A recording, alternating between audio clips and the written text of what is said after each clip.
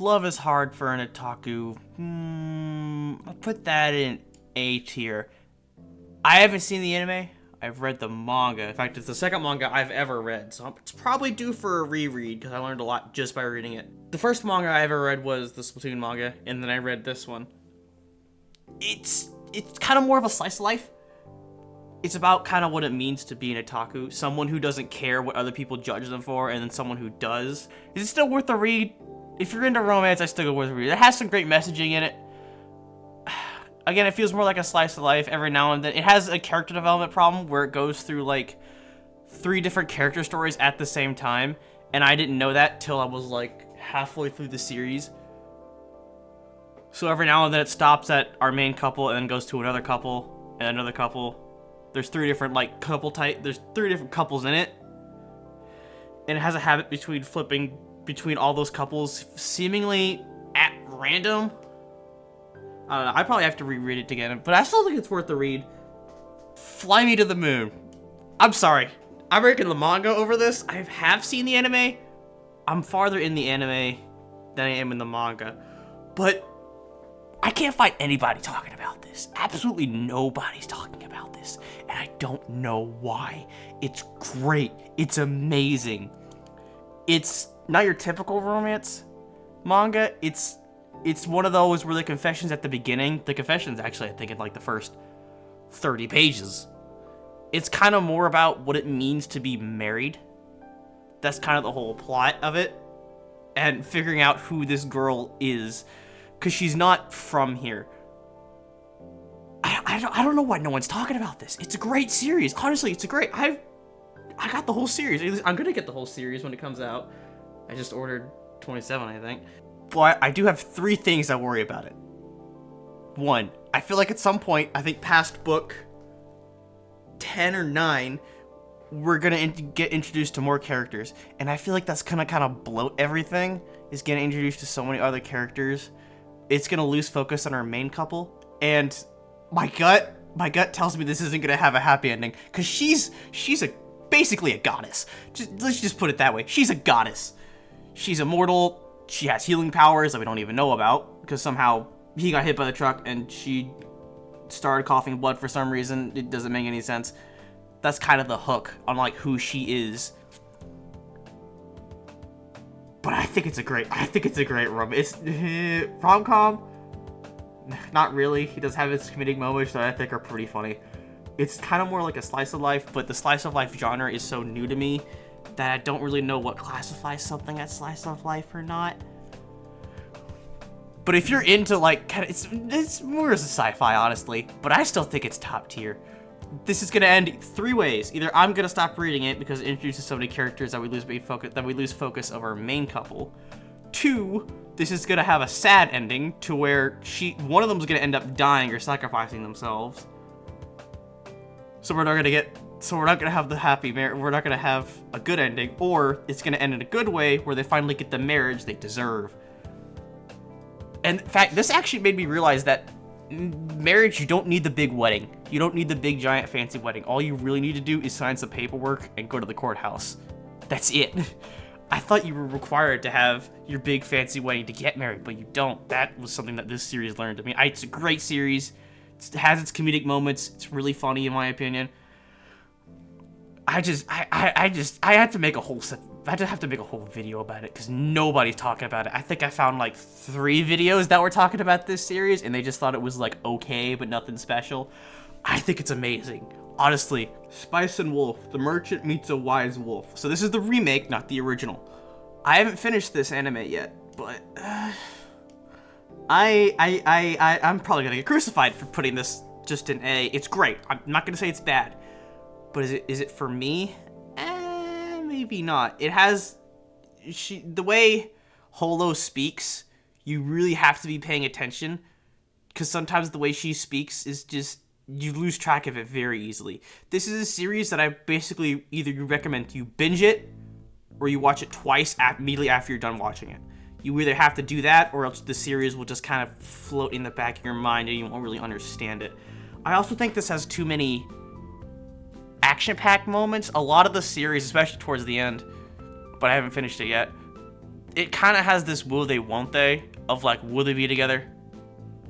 But they're not going to be together because Holo got captured. He's the first one. Holo gets captured. And then he helps that. She ends up being pissed. And then they get in an argument. Holo ends up almost leaving him. Yeah, it has this will they, won't they to it, which I'm not a fan of. I'm really not a fan of that. But it's still pretty good. Also, it made me realize just how much power the church had in the 18th century, which made me realize why the Protestant Reformation was a thing in the first place, because holy cow, church this, church that. Ugh. Still, great series. I feel like those are my only complaints with it. Dress Up Darling, straight to the top. Reading the manga, haven't seen the anime yet. I am book 8 into it. So, book 8 where they get the camera. I mean, what do you want to know? Like, it's just a great series overall. Is it better than Fly Me to the Moon? Eh. Let's just say everything in S tier is worth a read / watch. D tier is the only one I would recommend. I would say you could skip that. Anything above is like worth it, in my opinion. But Dress Up Darling is very special. What was the thing that Music's by Damon said? Every doll needs its maker. Oh, why is her name escaping me at this point? Fuck, Marin. Marin's the doll, Gojo's the doll maker. Just the side series on some of the series that they do cosplays on, I actually want to read full series about. Like, holy cow. I think it's great. Again, probably worth its own video, but Music's by Damon is already doing a whole series about just this series alone. He's probably gonna get mentioned often since he is at this point my dealer. In fact, he was the one that recommended me this. I saw this one by watching the anime. I found this one. That's a whole nother story. I found his channel and he was reviewing it, and I was like, damn, this seems something I would like. It's a slow burn. So if you don't like slow burns, this is also a slow burn. I think there's 30 books on it right now, which is crazy. But they kind of already confessed in the first thing, but it's actually about being them in a happy marriage at the end, but whatever. But it's a slow burn. I like the slow burns. This is a slow burn too. Slow burn. Yeah, I should have wrote something for this, but I didn't even write any notes. It's just great. Nagatoro. It's Nagatoro. Like, if you find any anime channel on YouTube, at some point they have talked about Nagatoro. It's Nagatoro. I've only read... What have I read? I only read up till book 6. I have the second box set, but I'm waiting for the final box set to release to actually finish the series. No shot. Nagatoro had feelings for Senpai day 1. I'm sorry. I'm saying that right now. Day 1, Nagatoro had feelings for Senpai. I swear to God. I swear. This is not a theory or anything. This is not some mysterious cover-up. Nagatoro had feelings for Senpai day 1. The day they met. Especially when book 2, especially in... what was it? Yeah, it's book 2, where Nagatoro invites him to eat with his friends. Nagatoro is very possessive of Senpai. Very. The idea of Senpai even hanging out with another woman just made her so mad. Even though it was a fake thing, she was just livid. She was mad. She went undercover and everything. Oh, God.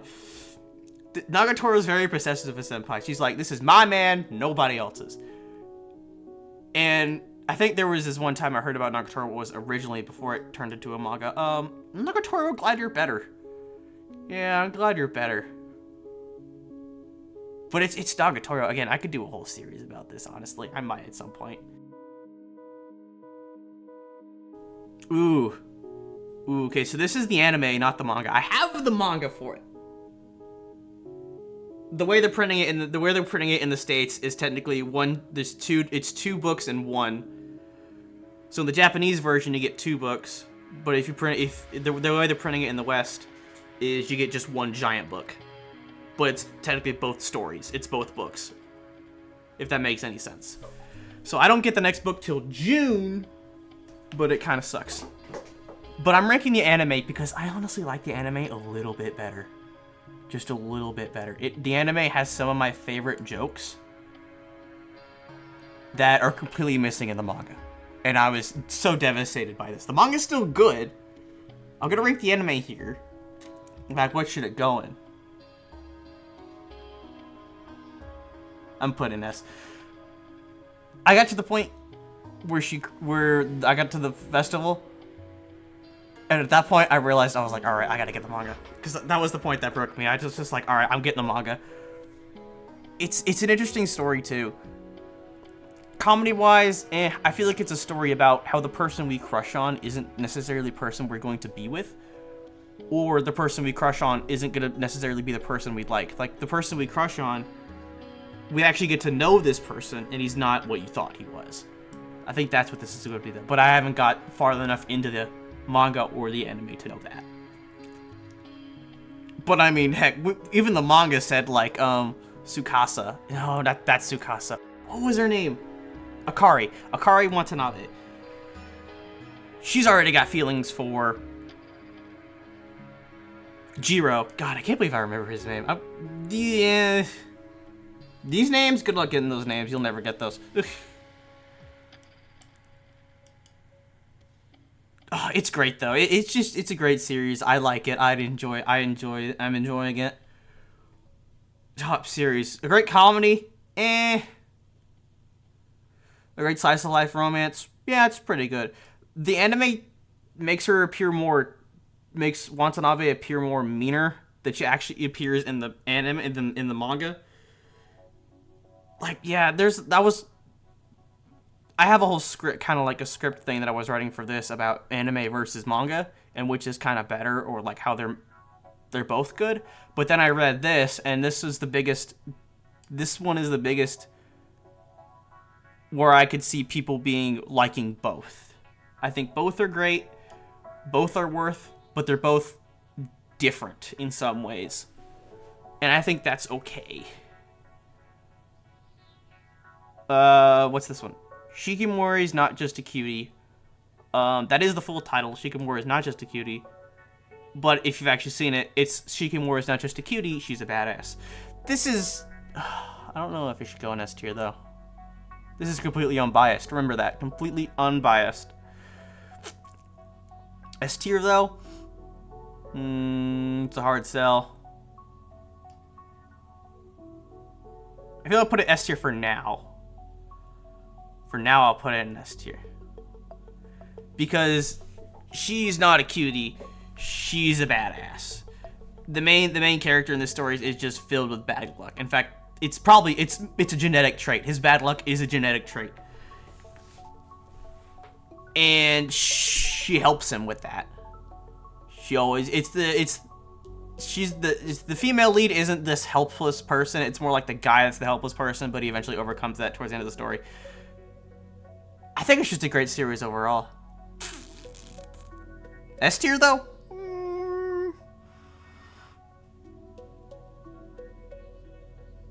Yeah, I'll keep it S tier. I'll keep it in S. With Nagatoro, though? Yeah, let's keep it like that. My love story. Garbage. I'm sorry. I saw a YouTuber recommend this to me. What was it? My Anime Basement? I think is what it was. Or Anime Basement? Something Basement. I watched it. I just don't like it. I'm sorry. I tried so hard. I got 12 episodes deep. 12 episodes deep, and I was just like, I'm not feeling it. I'm not feeling it. The bromance in it, that's a good story. There's a small bromance story, like, between, what is it? 8 and 12, I think? 8 and 9? Or 7 and 8? I don't know. Somewhere kind of in the middle, but not in the middle. Before you hit the middle of the series, which is episode 12. But I'm sorry, this just doesn't do it for me. I can't. Like, this has one of my my most hated trope in media ever, which is the love at first sight. This has it, but it builds off of it. This one, I feel like, doesn't build off of it at all. This one probably does have it, and probably does have it, but they don't notice it. This one doesn't have it because their childhood friends doesn't have. Yeah, nothing else really here has it. They're already in a set relationship, just not an official one. Yeah, my love story. I tried so hard. At one point, she stops seeing the guy for some odd reason that we don't know of yet, and I'm just like, oh, okay, what's this gonna be? Does she have to move out? Did she get in trouble with her parents? And it was like, and it was something stupid like she thinks lewd thoughts every time she's around him, and I'm like, okay, that's fine, but they don't do anything with it. That's it. And I'm like, okay, but you have to at least build off something of it. Now, every now and then we do get her fantasies and dreams, which do support that idea that she does have lewd thoughts of him, but I still just can't. I just can't, man. And it's the typical guy thing of like the guy is strong and heroic, and it falls into the trap, just that kind of trap. Then she's really good at baking, which I don't mind. But I'll be honest, that women are good at cooking thing stereotype, I'm kind of getting sick of, not gonna lie. And this was kind of my breaking point with that, where I was like, oh, she's a girl, she's good at cooking, obviously. Well, she's not good at cooking in general, just baking. I feel like most of these stories handle it better. If I actually, some of these have cooking at all. That's that one. In fact, this is the best one that I think handles it. Gojo is actually the best cook in my Dress Up Darling, because he has to feed his grandpa too. So Marin's actually not great at it, and I kind of like that. It's a different thing that you don't really see in a lot of these stories. Yeah, I tried so hard to give this the credit it deserves. I just don't like it. I don't think it's worth the watch, honestly. I tried, man. I tried. The bromance incident's good, though. I stopped till episode 12, so I gave it plenty of time. And it just doesn't. It just doesn't, man.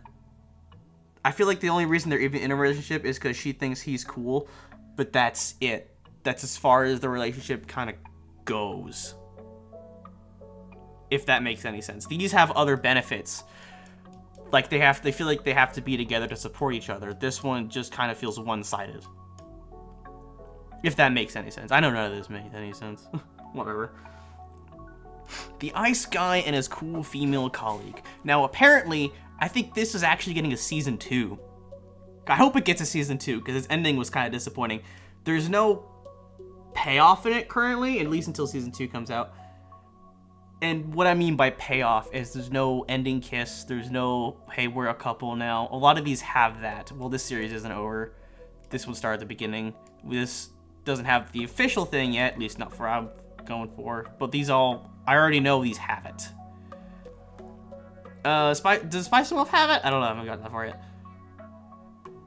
But that's kind of cool female colleague. That brings it down a lot.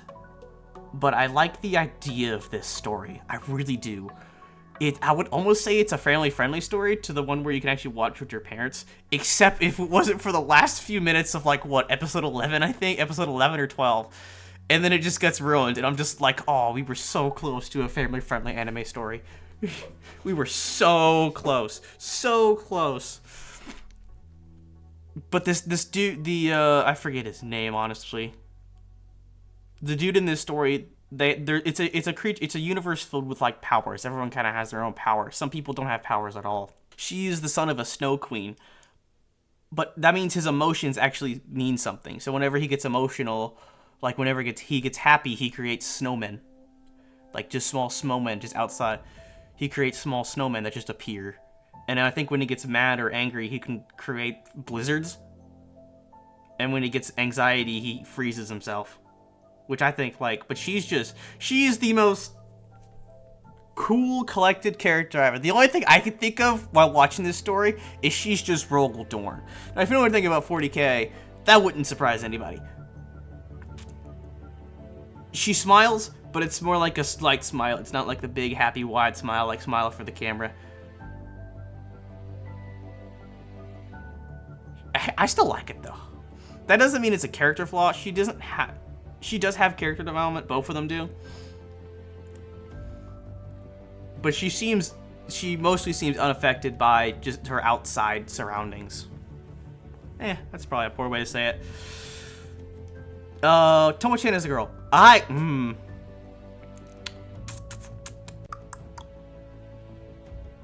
S tier? I was originally really off with this series because for like until like the final few episodes, this is the one I binged over the course of 2 days, which is actually the only one of these that I binged. Because it didn't make sense. Like, the confession's at the start. It's the first scene we see of them. Tomo confesses his love, or Tomo confesses her love, my bad, for, I forget his name completely. And that's alright, but he rejects it. Because he sees this as more of a playful, oh, haha, you're teasing me kind of thing. And knowing their relationship, he's kind of right to see that. He's not in the wrong here. So the entire story is basically Tomo trying to be more feminine to appear to him, when in reality, he's dealing with the like, hey, this is going to change everything I know about her. I can't just do this stuff normally to her. I can't just act like she's one of the boys anymore. Do I have to be gentle with her? Do I have to act differently around her? And he doesn't want any of that. He's like, I don't want things to change. I don't want things to stay the same. I want us to still just kind of be friends. I think, who was that one channel?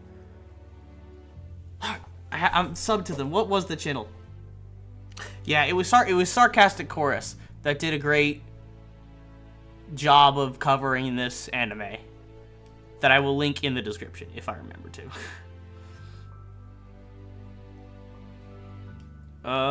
What's this one? I forget what this one is. This is actually one I did put in my notes. It is The Angel Next Door Spoils Me Rotten. Ooh, I like this one a lot.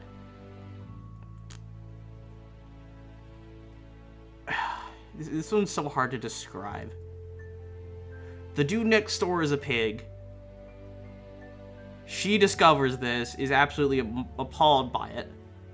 She helps get his life in order, and in return they both benefit. That's kind of the best way I can describe this.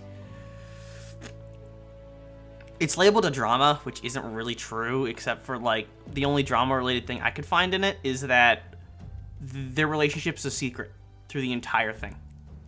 Until like the last 2 episodes. I feel like until the last episode, actually, the last scene is where they both basically announced, hey, we're a couple now. Besides that, there's really not much to say about it.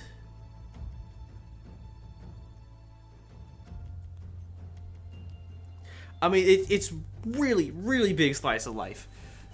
But what was that one quote that she said? I can never find it. If you like a man, you gotta grab him by the stomach, something like that.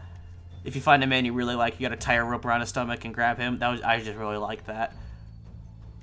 And it also brings up you also feel like this story brings up that the guy she's doing all this stuff for him, and the guy genuinely, at some point in the story, starts to feel really bad about it. So he felt like, oh, okay, I should do something for her. And I feel like this is kind of one of those, the masculine urge to be useful kind of stories. But that's a whole separate plot thing that I can get into. She's like, he's like, hey, you're doing all this cooking and cleaning for me. And she's like, no problem, it's whatever. And I'm like, no, I gotta do something for you. Basically. But it's more like, she does all, I don't want to say this because it's going to make me sound so sexist, but it's the only way I could describe it. She does all the physical work. They both do, okay, let's say this like this way. They both do physical work, but he's more like a mental pillow for her. Because every now and then, she's got trauma, she got baggage, but she's okay with saying that to him. Because the anime is called The Angel Next Door. She doesn't like being called the Angel at all. She's called the Angel at school, but she hates it. But she just goes with it because she's seen as this angelic figure at school, so she has to be this person she's not really. So it's kind of more like being your true self around the person you care for. Maybe, I don't know, maybe I'm just making shit up at this point. Hokkaido is, what is this one? Hokkaido gals are super adorable. I want to like this series, I really do. But it falls into the biggest trap. So in the anime opening, it's not bad, just because I put it in B tier. Still worth the watch. Again, D tier is the only thing that was like, I'm honestly like thinking, you can skip on it. The biggest problem is kind of the way they meet each other is very sudden. At least the main girl, at least the main guy, the main girl. I forget their names completely. This one's really complicated. But she, the one in this image, the one wearing the pink dress, immediately meets our main protagonist, the guy, and they meet each other like the first 2 episodes, and basically that's kind of it in terms of the relationship. That's where it goes. At least that's how they meet. And I know the couple meeting is the hardest part in a relationship or in a romance. But that, in my opinion, is also the biggest factor of whether or not it's good. Kind of. It's not the biggest factor, but it's a factor for me. And this also, the anime opening, which is what I was getting onto earlier, has 2 other main girls in this story. Through the entire story until all the way up to the end, I was like, okay, when is this gonna be like all 3 girls fight over him? And it does kind of have that, but the other 2 other girls before we meet her are kind of like on the back line. He's always kind of had her eyed out for her, the one in the pink dress, which I like. But the entire story, I'm like, oh, okay, so when does this get to a point where they're gonna have to argue over him, they fight over him, it's just something. It doesn't get to that point, thank God, because those are not my favorite stories. Those are stories I don't like, which is probably why I'm never gonna like 100 Girlfriends when I get to it, but whatever, we get there when we get there. I forgot completely what I said about there being no ending to it, or there's no payoff, that's the one. There is no payoff. She leaves to go overseas for like a week, and it's seen as this big, massive deal, which it kind of is. They have a great hangout at the end of that, where all the flowers and stuff. It was so great. I haven't read the manga. This is the anime. It's a good story. It's got flaws. That ending be the biggest flaw. There is no payoff, at least in the anime. The anime is only 12 episodes. The grandma in this story. Oh my God, the grandma in this story is an absolute villain. Oh, I hated her so much. God, I hated the grandma in this story. Maybe that's just because I'm not familiar with Japanese culture as a whole. But God, I did not like her. I didn't like her at all. Again, there's no payout, and the ending is like really hyped up, when in actuality she's only leaving for like a week, 2 weeks at most, I think. And that's it. And then she comes back to Hokkaido, which is basically just Canada. Like, really. That's about it for it. Now, apparently, I think it was music by Damon who told me that the manga of this ended, and the manga ends apparently with their daughter being married, which is wildly different compared to how the anime ends. Like, holy cow. I think it ended last year, or the last year before, I don't know. So, I can't say anything about the manga, but that is wildly different compared to how the anime ends.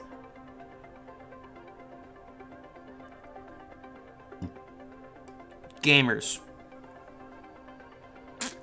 I hate and like this anime at the same time.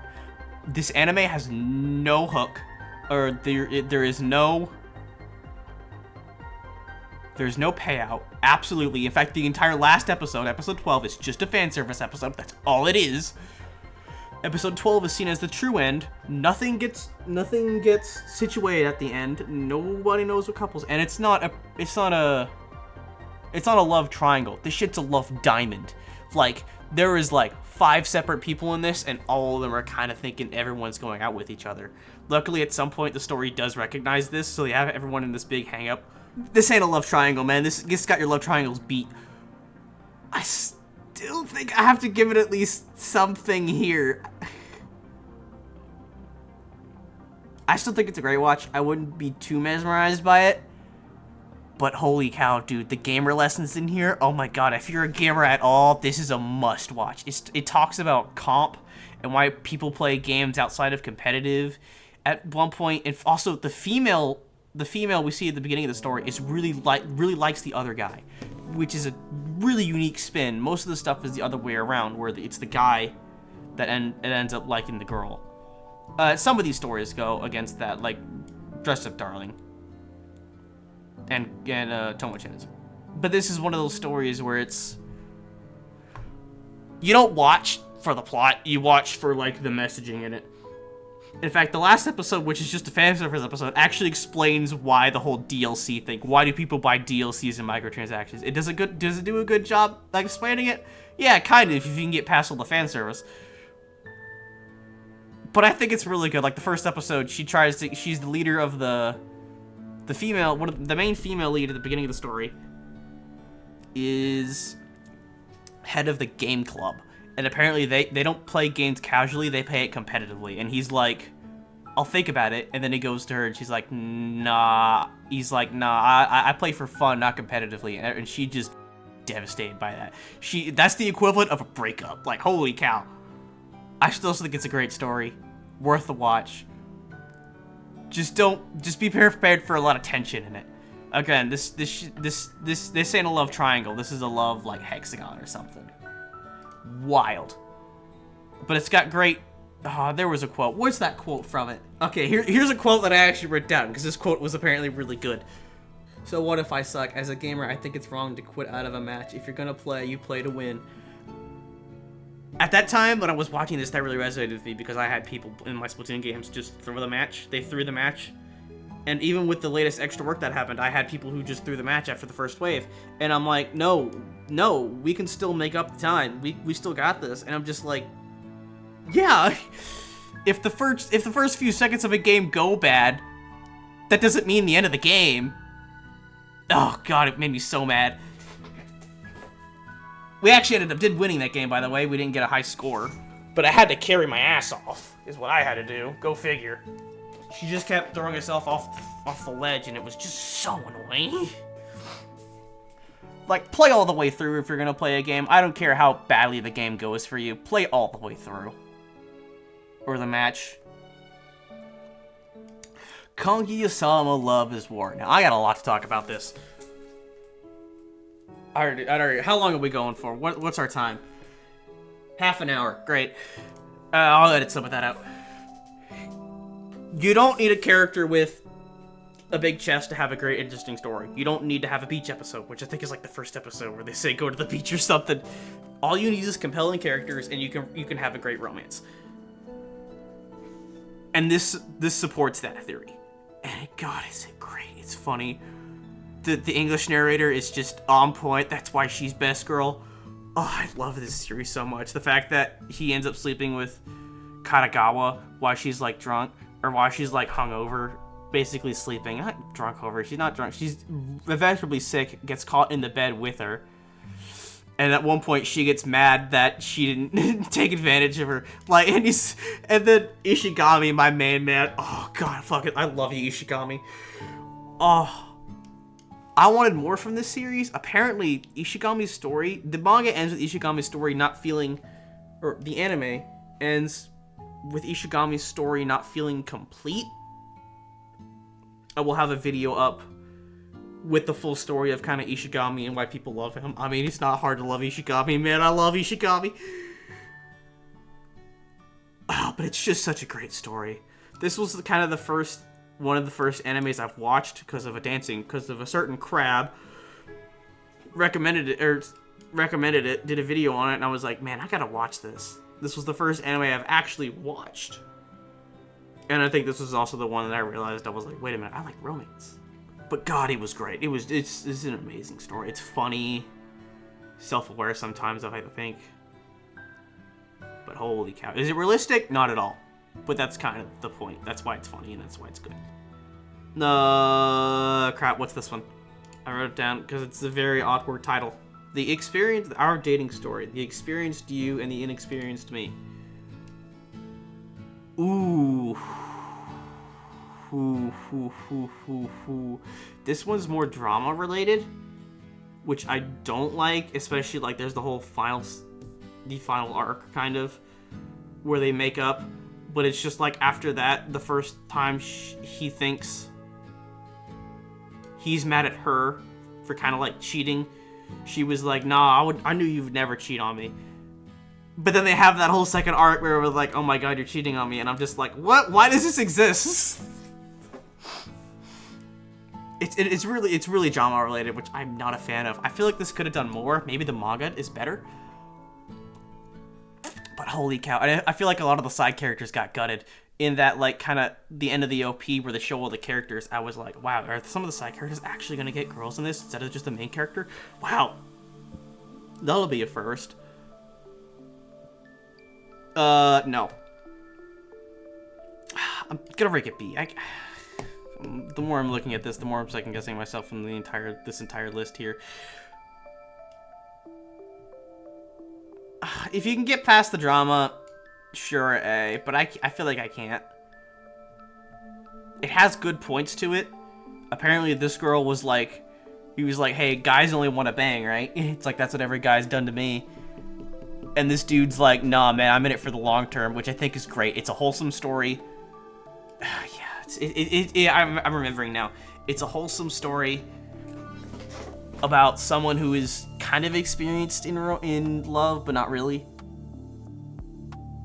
Well, their idea of a date is kind of just a one-night stand. In fact, she's been dumped by every guy she's been with, so rumors around her were floating around the school and everything. And that made the guy visibly just mad. And I had to I had to physically give, like, if that dude was real, I would give him a pat on the back for what he did in the first episode. He refused to take that spot. He ends up regretting it by the end. That's kind of the whole thing. It's like they want to bang. He could have banged in the first episode, but he was like, nah, man, I ain't gonna do that. And she's like, okay, that's gonna be your reward at the end when we finally do be a couple. And I just think that's a great story by itself. He ends up regretting it, but he ends up the long-term benefits. This is like short-term versus long-term benefits. That's what the story describes. Short-term, sure, every guy got his way with her, but nah, they didn't really feel fulfilled. They got bored of her and then dumped her. This dude's out, the main character's out for long-term, which I appreciate. Give that guy a cat on the back, the absolute Chad. But yeah, there is a lot to say about it. Now that we draw, now again, music's by Damon Record Mead by this. He was like, it's like the predecessor to Dress Up Darling, and I was like instantly hooked. I was like, wait a minute. I honestly think I have to reread it again. The girl in this story is like a toddler that's on crack. It's wild. She's just a lot. Maybe she's too much for me, and maybe that's why I'm ranking it lower. She's hyperactive as what happens when you give a person with ADHD coffee, kind of like hyperactive. It's wild. I do think the story overall has some merit. I've only read the first book. I only have the first book. That's it. But there is some character development here. I also feel like I relate to the guy character in this a lot more than I did with him. He's kind of got the whole, he was writing a manga that got rejected. Honestly, I should really just do its own video about it. But music by Damon probably are going to give you to it, so it doesn't matter. I like the story a lot. I like the idea of the story. But the character just being way too hyperactive and everything is just... The idea is really good. So they're both writing romances. They both get rejected. They both find out about this, and she proposes, hey, let's go on a date. He's like, wait, a fake date? And she's like, sure. So it's like, what's the opposite of a slow burn? A really rushed burn? So this series is either going to be a slow burn, or it's going to end very quickly. Like 10 books, 5 books. There is possibility for a slow burn, especially at the end, where she's not her... The end. I don't think I could even describe the end of this manga on YouTube. The end of this series, she's not her hyperactive usual self. She's slow. She's taking it easy. She's nervous. She's anxious. And I feel like I kind of like that side of her. This shows an other side of her we haven't seen yet, which I like. There's something going on with her, like her true self. Maybe that hyperactive is her true self, but I don't know. I still like this series. I'll keep reading the manga because I feel like I kind of have to. I don't know, man. Once you buy the first manga, you have to commit to the whole series now. I don't know. I'll have to change this list on my assumption when I reread it eventually. And when I get the second book, which I think is in June? I don't know. Please Go Home, Mr. Kuchi-san. Again, another story by... Music's by Damon. He did a great video about why people read romance, why people love romance, and the different types of romance. And he saw this video. I heard this, and he's like, hey, there's like almost 200 chapters until we get to the confession. And I was like, that's gotta be the slowest of slow burns. I'm in. And then I like bought the series, not even knowing what I was gonna get into. I got in completely blind. For the first like book and a half, I was kind of disappointed because he said it was like almost 200 chapters before the confession, like 180, 150, something like that. Each chapter is only like 5 pages at most. At most like 8. They aren't long, but they're still really good. I also feel like, and I think because of that, I need to reread at least the first few books to understand. I need to reread the first few books to fully understand the beginning of that story again. Because when I was reading that story, I was kind of just disappointed, like, oh man, this isn't what I thought it was going to be. But then, like, halfway through book 2 or book 1, I was like, wait a minute, there's something here. I'm actually starting to like it. The way they set up Akusa-san hanging out at his place is just... That's kind of my only biggest problem with it. It's like, why does Akusa-san hang out at his place? Why specifically his place? Is it because she knew he was the class loner and he wasn't really gonna do anything about it? Or did, from the moment they kind of laid eyes on each other, she knew she had something for him, or she wanted to be with him, so she ended up just crashing at his place. That's getting into speculation territory. I feel like the way the manga explains that is she just kind of she just makes room and just crashes with the dude. I forget his name. Which I really don't like. I don't like that. But I still think it's a great story. Seven cheated up. Barely. I don't see this ever getting an anime without some major rewrites. Unless if you ask me, it should be labeled 18. Like, it doesn't show anything, but God, we're close. We're teetering on the edge. It still has great moments, but... Oof. Nothing is shown. But it's heavily implied, let's just say that. Great story. Can't believe how many times take a shot every time I said great today. I don't know what else to say about it, honestly. Besides the box art. The box art, if you are going to take this to like work or somewhere to read, be careful of that box art. That box art's something else. My divorced crybaby neighbor. I feel like I have to get this. I haven't finished it. The character development of her story is really nice. She's like... God. You just feel bad for her. Like, you just have to. I do think the guy in this has no character development at all, and he's just kind of stereotypical positive, easygoing guy. But her story, holy cow, it's great, man. She likes to cook, which I'm okay with. But the dude she was originally with never liked her cooking. Like, at all. He always ate fast food.